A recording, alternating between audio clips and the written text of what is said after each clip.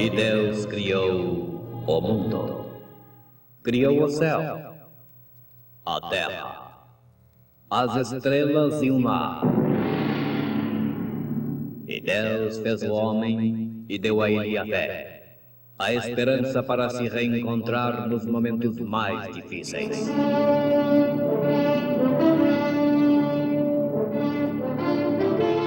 E num esforço supremo para levar Deus até você, aqui está o pregador da fé. Pastor Joaquim Gonçalves nos traz fé para vencer.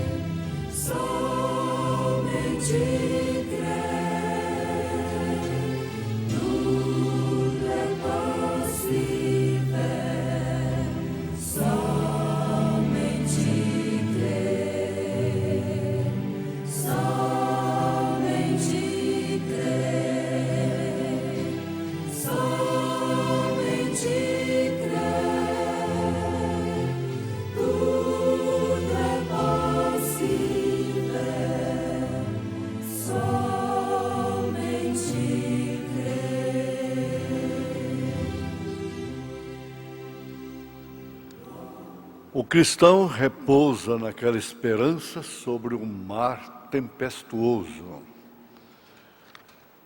Tendo, pois, irmãos, ousadia para entrar no santuário pelo sangue de Jesus, pelo novo e vivo caminho que ele nos consagrou, pelo véu, isto é, pela sua carne, e tendo um grande sacerdote sobre a casa de Deus, cheguemo-nos com verdadeiro coração, em inteira certeza de fé, tendo os corações purificados da má consciência e o corpo lavado com água limpa.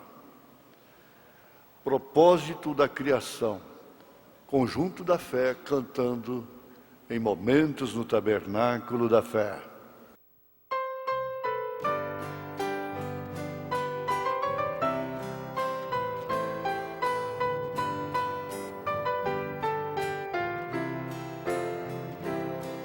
O sol, quando vem surgindo, colorindo a natureza, seus raios saem rasgando as nuvens, vão formando um cenário, que beleza, olhando as nuvens, as cachoeiras.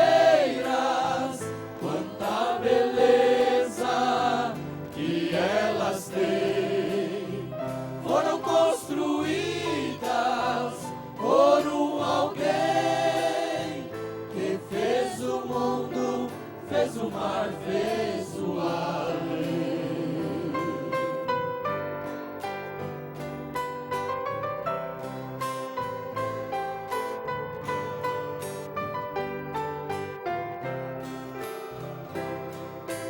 Fez o mar, fez o homem, sua imagem e semelhança.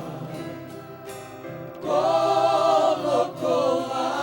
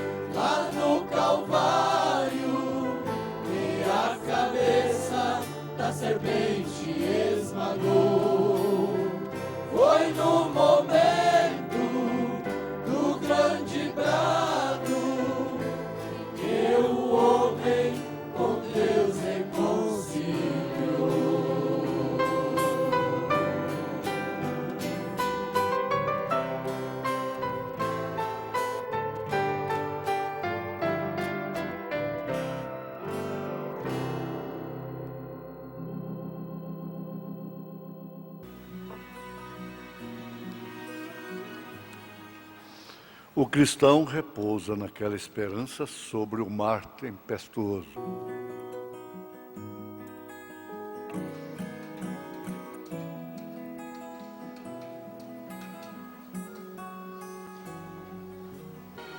Ouvintes, o que é que caracteriza um cristão? A base dessa resposta está na fé, na confiança do indivíduo, do crente, na palavra de Deus, nas promessas divinas. Mas por que um cristão repousa naquela esperança sobre o mar tempestuoso? Expressão do profeta desta era, na mensagem Véu Adentro.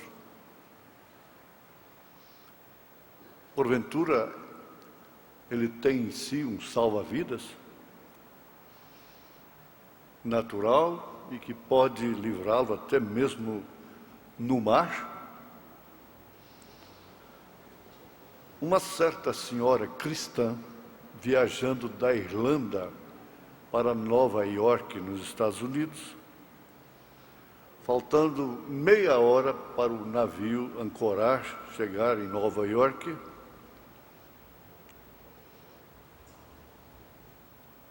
o navio foi acometido por uma tempestade. E então a tripulação, os condutores tomaram as devidas providências e chegaram a dizer: quem reza, reza, quem ora, ora, pega com seu Deus, porque dentro de meia hora nós estaremos no porto ou estaremos no fundo do mar. E esta senhora ficou se comportando de uma maneira estranha para ele, para o comandante da tripulação que comandava a conduta e ordem do navio. E ele lhe chamou a atenção: por que, numa hora dessas, a senhora está aí cantando, louvando? O que é isso? Parece que a senhora está satisfeita com o que está acontecendo? Nós podemos estar no fundo do mar, dentro. Ela disse para ele calmamente: bom, eu tenho uma filha que está na glória. Se o navio afundar, antes de chegar no porto, então dentro de meia hora, ou menos, eu estarei com ela na glória. E se não afundar, eu estarei com a outra que eu tenho aqui em Nova York. De qualquer maneira, glória a Deus. Essa atitude dela explica isso. O cristão repousa naquela esperança sobre o mar tempestuoso. Abraão podia conhecer de primeira puxada, segunda puxada, terceira puxada, trovões, relâmpagos, selos, conhecer de mistérios, mas ele interpretou tudo isto através de sua conduta, desde que Deus o chamou da casa de sua parentela. E muito especialmente quando ele entrou na sua terceira etapa. Ele recebeu Elohim em casa, na sua tenda,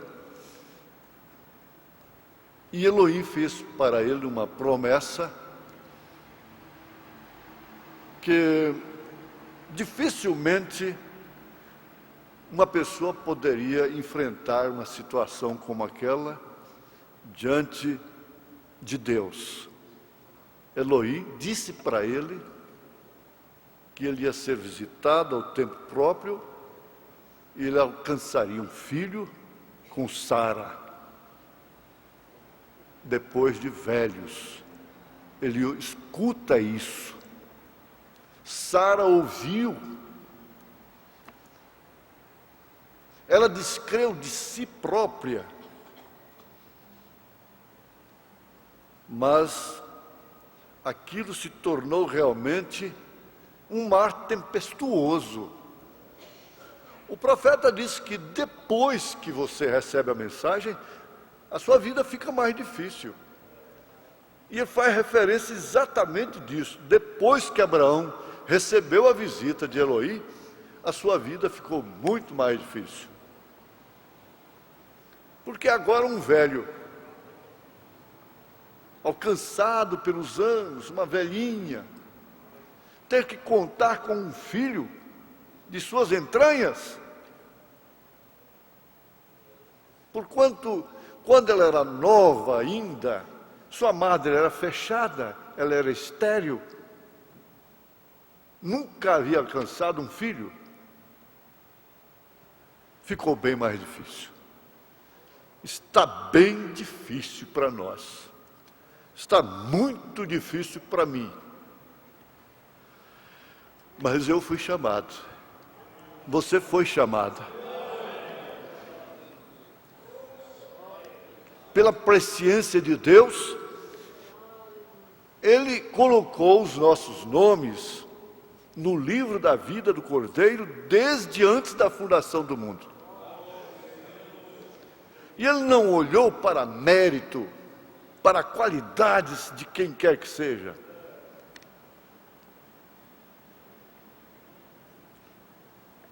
O profeta continua. Claro, tormentas surgem. O irmão Neville, pastor do Tabernáculo Brana, então, ainda com o irmão Brana ali, fez uma oração em uma das mensagens do profeta. E ele disse: Senhor, tenha misericórdia daqueles que estão passando por tribulações, provas difíceis, enfermidades e coisas terríveis em suas vidas. Mas veja só como ele conclui aquela oração. E tenha misericórdia de nós. Esteja conosco quando estivermos enfrentando semelhantes provas. Semelhantes. Ele tinha consciência de que ele também enfrentaria, por fim, até uma cadeira de rodas.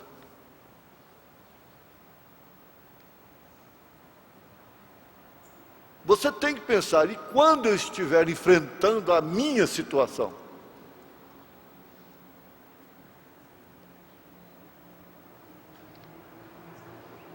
Um companheiro nosso disse: eu fiquei 3 dias na UTI. 3 dias na 5ª dimensão. Quando estivermos enfrentando semelhantes provas, você não sabe qual é a sua prova decisiva. Eu não sei a minha. Ele disse: eu não sei como eu vou morrer, se vai ser do coração, se vai ser um câncer, se vai ser um acidente, se eu vou morrer assassinado, eu não sei.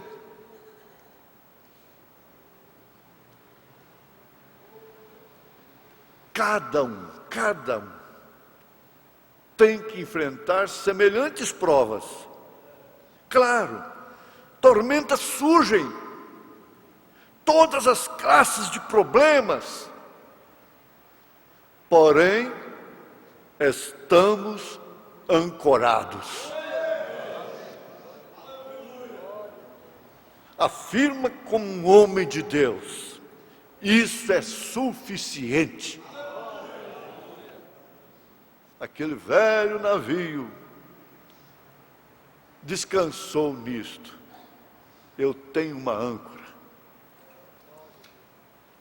Nunca se afundará. Não pode afundar. Ele está falando do cristão. Ele está falando aqui do crente que trilhou o caminho do Santíssimo Lugar, que entrou o véu adentro, que não ficou no átrio apenas, na primeira puxada, primeira etapa, não ficou no lugar santo, no santuário apenas, mas entrou o véu adentro, o véu rasgou de alto a baixo. Não pode afundar. O profeta comenta: em minha vida tenho visto a cristãos levantando-se e caindo. Isto sempre me deu que pensar. E sem pregar este texto nas outras igrejas a que tenho ido, tenho crido ser mais conveniente trazê-lo à minha gente. Aleluia. Você pertence à gente do profeta.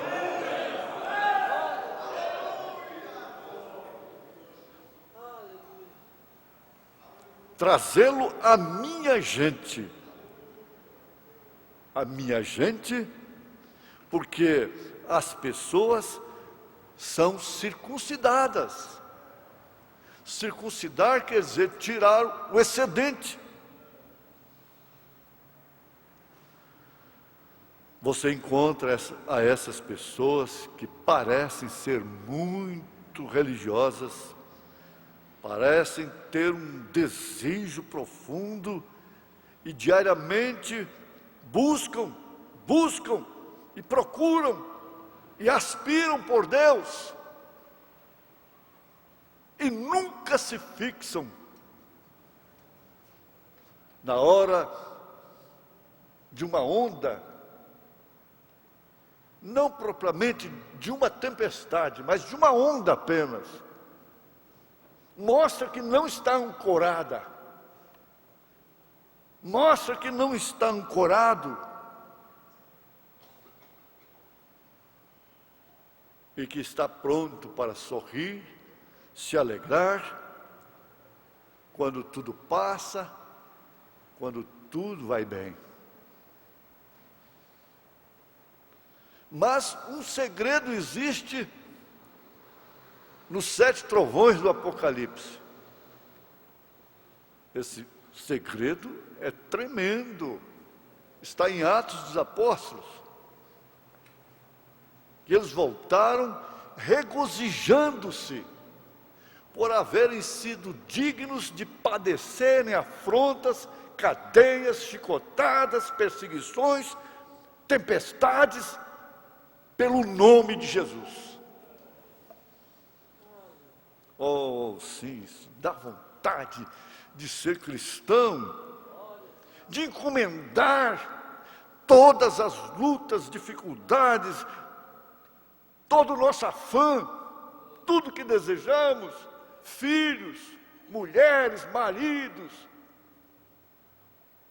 amanhã, o futuro, encomendar tudo a Deus. Ele disse: eu encontrei uma mulher, ela estava com 60 anos de idade, com aparência de 30 anos apenas. 30 anos de idade era a sua aparência. E eu lhe perguntei: por que isso? Como a senhora conseguiu isso? Ela disse: ainda jovem, ainda criança, eu encomendei a minha vida a Deus e descansei. Sou descansada em Deus, sou ancorada, em outras palavras. Paulo, escrevendo sua primeira carta aos Tessalonicenses, capítulo 4, verso 13, ele disse: eu não quero, com autoridade apostólica, eu não quero, irmãos, que sejais ignorantes acerca dos que já dormem, como os demais que não têm esperança. Ele estava se referindo ao ente querido que morre. Mas isso pode ser aplicado. Eu não quero, irmãos, que sejais ignorantes, instáveis, quando o mar estiver revolto. Eu não quero, eu não aceito, porque o meu evangelho é âncora. Ele disse, é o poder de Deus. O meu evangelho é aquele Jesus que andou sobre as águas e mandou o mar sossegar.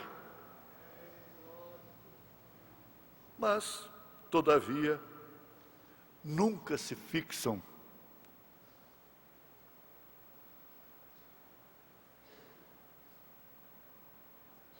Não tem aonde possam estar estabelecidos, não tem como ficar ancorados em Cristo.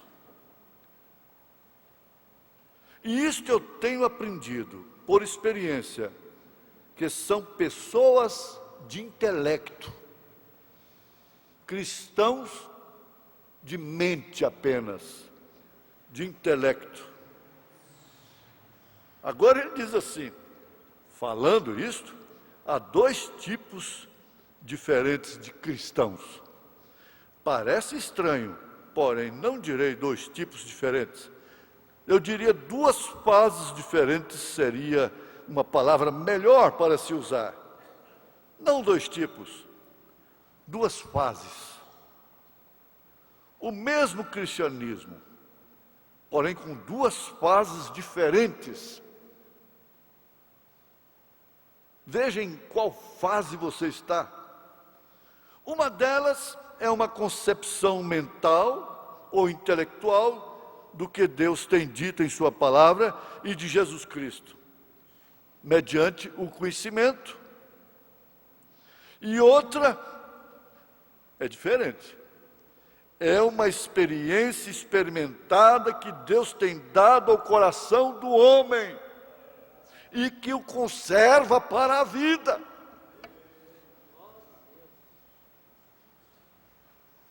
Esse é o conservante de Deus. Essa parte, essa fase intelectual é faminta.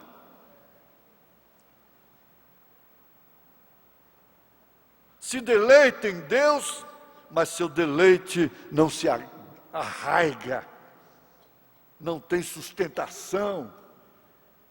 A outra parece ter vitórias contínuas, sempre sorrindo, sempre ancoradas, sempre de bom humor, sempre transmitindo virtude, temperança, paciência, piedade, amor fraternal. Nem as provas, nem as tormentas lhes alteram.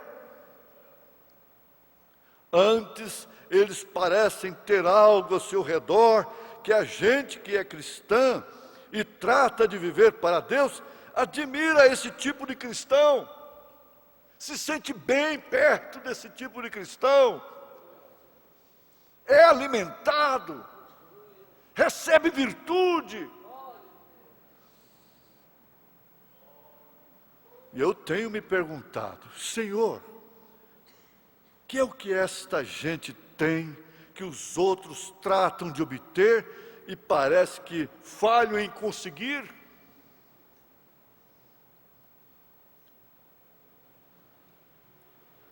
Fazem tanta força e não têm. E esse cristão ancorado não faz força alguma e tem.